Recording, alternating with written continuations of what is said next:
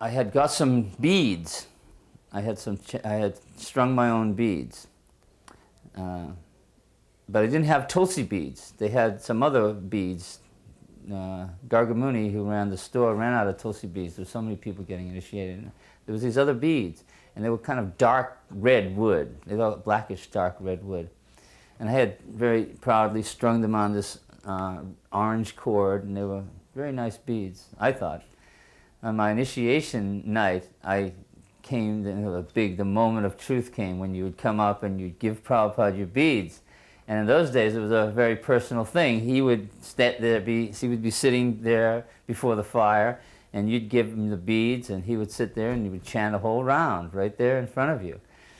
So I came up and I gave Prabhupada my beads, and he looked at the beads and he says, "Oh, Rudraksha. We don't chant on Rudraksha. Rudraksha is like the Shiva beads that Shivites have." And I said, "No, Prabhupada, they're not Rudraksha."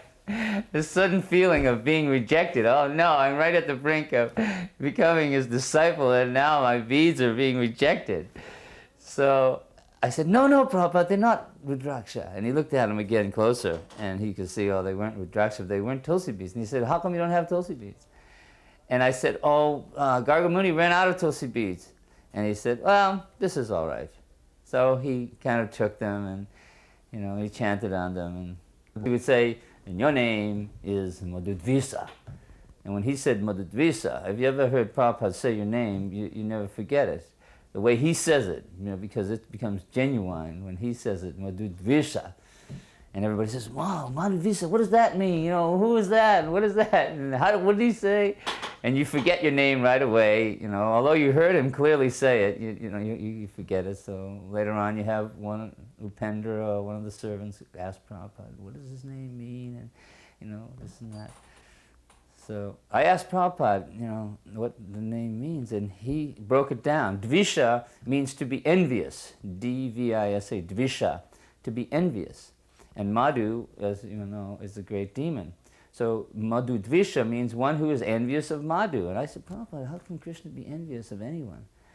And Prabhupada said, "No, Krishna can be envious too. Madhu was such a great demon that he became envious of him and cut his head off, annihilated the Madhu demon." So anything's possible, with Krishna, any emotion. It's in its perfect form. The first time Prabhupada gave me a personal assignment was when I was in Los Angeles, and we had just moved into the La Cienega Temple, which was the first church in the history of ISKCON. We had always operated out of storefronts in New York City, in Los Angeles, at Pico Boulevard, in San Francisco at Frederick Street. And everybody, it was like storefront. That was the modus operandi of the devotees in those days. Go rent a storefront, and open a temple. So everybody kind of did that. But in La Cienega Boulevard, we had actually rented a church. It was a big, fairly good-sized church. So we were all there, and we were going on Sankirtan. Everything was going on very well. And I was the treasurer, and Tamal Krishna Maharaj was the president. And there was a lot of older devotees there. So we were kind of at loggerheads with each other, myself and Tamal. We were always serving together, but somehow or other we were pulling in different directions at some times. So Srila Prabhupada called me in and called Tamal in together. And so he said, "Well, why is there a problem?" And Tamal said, "Well, Madhavisa can do the same things I do. And, we both can do them, but sometimes he wants to do them and sometimes I want to do them, and we get into conflict like this." So Srila Prabhupada said, "Well, let Madhavisa go to San Francisco and be the temple president there." So I said, "Great, this is a breath of fresh air. I'm going to go and become the temple president in San Francisco, the temple that I originally joined at." And that was a special responsibility because that's where our Rath Yatra festival was held. In those days, there was no other Rath Yatra festivals on a grand style. There was maybe some small festivals, but there wasn't even any Rath Yatra festival in Los Angeles in those days. But in San Francisco, that was the new Jagannath Puri, and we had a tradition of a grand Rath Yatra. So when I was sent to San Francisco, that was the first, personal instruction that I was receiving from Srila Prabhupada. I had been serving Prabhupada, but it was always as the group. It wasn't, Prabhupada saying, go there and take responsibility. And he said, make this Rath Yatra even grander, make it like it is in Jagannath Puri in India. So I went there to San Francisco with that feeling of responsibility. Srila Prabhupada was tremendously pleased with the Rath Yatra festival. And he said, this is the process of keeping the devotees, all of the devotees, enlivened. Because now Krishna consciousness was kind of spread out a little bit. It was getting far-reaching. There was temples like opening in Seattle, in Vancouver, and places that were kind of spreading the devotees out.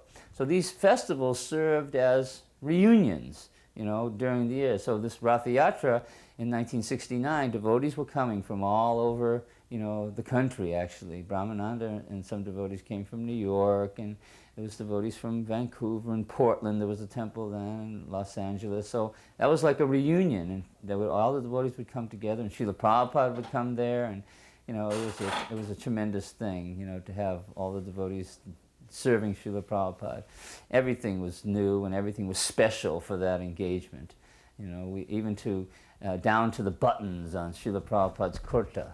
I remember one devotee was in charge, and he was stressing that we have to have pearl buttons for Prabhupada's kurta. I'm saying, Prabhupada, why just regular buttons? We can't afford it. And he said, no, we have to have pearl buttons. And so we went and bought the pearl buttons. And it was like, that's how much it was. Everything had to be new, fresh, and perfect. And even though we were still operating out of just a little storefront, it was all painted, everything was clean, everything was spick and span for the festival. And Srila Prabhupada came, to that little storefront for the festival day. And I remember there were so many devotees that, the devotees couldn't get in the front door. Most of the devotees were standing out on the sidewalk. He always was stressing that this was part of our tradition, that Lord Jagannath in all his majesty would go out and take a chariot ride. And it made a very personal thing. Whenever Srila Prabhupada would talk about Krishna, it made it so much more personal.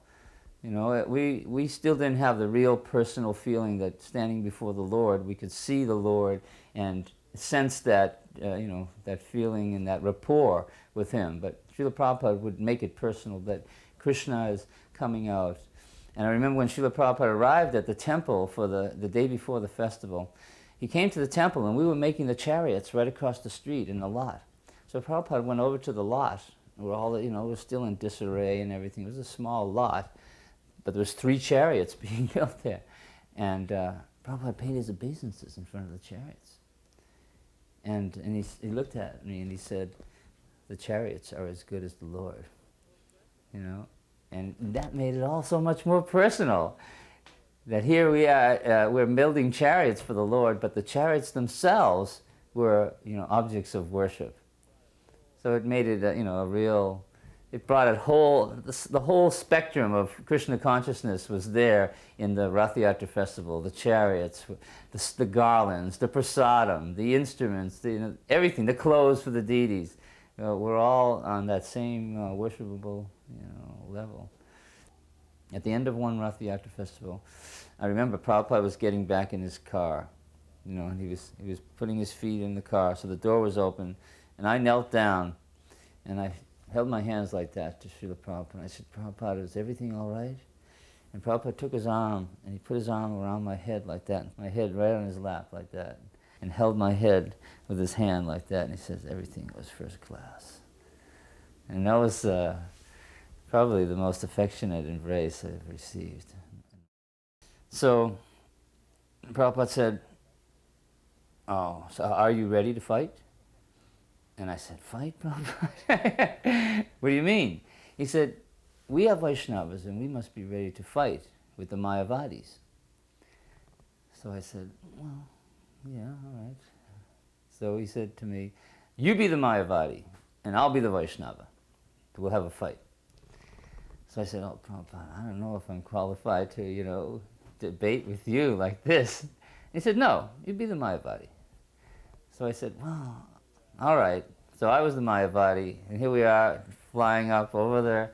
What was it? It's the Indian Ocean there or something? I don't know. What's the ocean that separates Africa from India? Anyways, going east. We're flying. We finally got settled, and we're up in the air. So Prabhupada's sitting right next to me like that, right like these flowers here, and we're talking to each other, face to face, with the deities, Radha and Krishna, right at our feet, and we're debating. We're fighting. And so I'm a Mayavadi, and I'm not a very good devotee, so I'm not even a very good Mayavadi as far as philosophically being able to, spar with Prabhupada. But anyways, I took the position of the Mayavadi, and he, defeated me, soundly defeated me.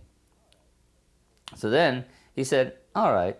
He said, now he had just defeated me with the Vaishnava, arguments.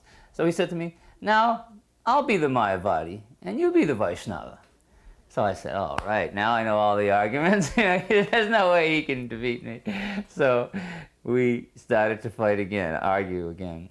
And he was such an expert that he was able to defeat me as a Vaishnava, and he took the position of a Mayavadi.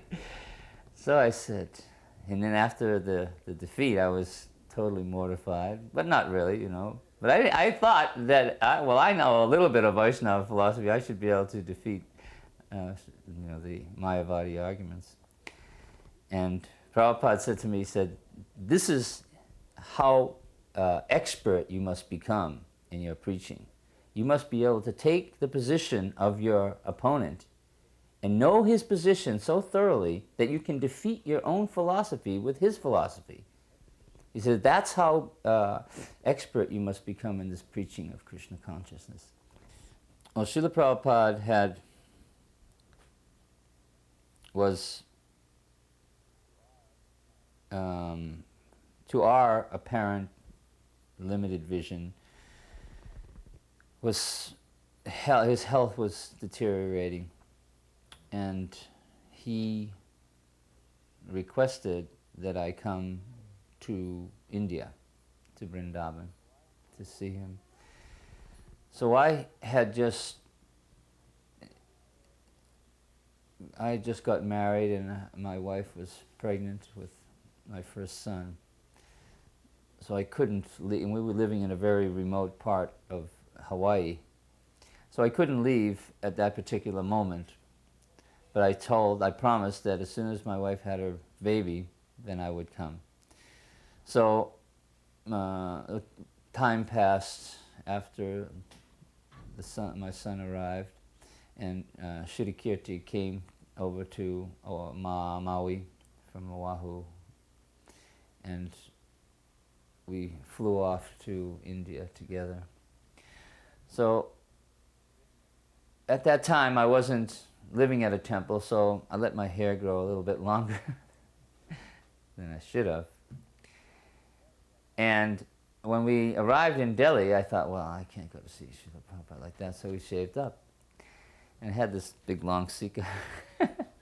And Srila Prabhupada, when I walked in the room, it was a very, sober mood, dark, and everything was, subdued, and people were kind of morose, not making too much sound and everything. So I walked into Srila Prabhupada's room, and they said, oh, Srila Prabhupada, Madhavisa has arrived. So Prabhupada sat up in his bed, and I paid my obeisances, and Prabhupada, first thing he said, whoa, look at Madhavisa. He is maintaining such a nice sika. And he chuckled like that, knowing that, I hadn't maintained such a nice sika. I just had shaved up in Delhi train station. And the second thing he said, where is your wife? See, I had left Srila Prabhupada, I was a sannyasi, and then I had left and got married and everything like that. So that's not particularly the way you should do it. But Srila Prabhupada, he just shrugged that off. It was like immaterial to him. He wanted to know where my wife was. Not that, why have you got married? Why have you done this? He wanted to know, where is she? And he was fully aware that I was married and I had a child and everything like that, and he wanted to see her. And I said, well, Srila Prabhupada, she just had her first baby and she really doesn't want to travel. And she said, that's right, she shouldn't travel. But she is feeling okay? And I said, yes, she's feeling good. And you had a son? And I said, yes, Prabhupada, I had a son. And I said, and I named him Abhay Charan. Is that all right? And he said, yes. He said, that is okay. You've named him after your spiritual master.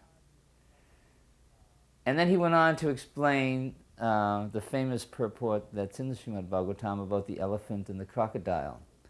That the elephant is very mighty and very strong, but when he enters into the water, he becomes victimized by the crocodile because he's not in his proper atmosphere. If he's on the dry land, he can annihilate, he can crush the crocodile. But because he's in the water, he's at the mercy of the crocodile. So he said, similarly, we may be situated in the wrong atmosphere for executing Krishna consciousness. We must put ourselves in the right atmosphere, and then we can execute our Krishna consciousness and with all strength and vigor. So he said, it doesn't make any difference. You are a sannyasi, now you're a householder. That doesn't make any difference. The proper thing is just to go on with your Krishna consciousness, execute it. If you can't execute it, if you're becoming weak by artificially embracing a sannyas order, and you must take another order to become strong again, that is all right. But the most important thing is don't leave the association of the devotees and continue on with your Krishna consciousness. And he made me feel so good, and it was very enlivening and personal to be with Srila Prabhupada in those last days.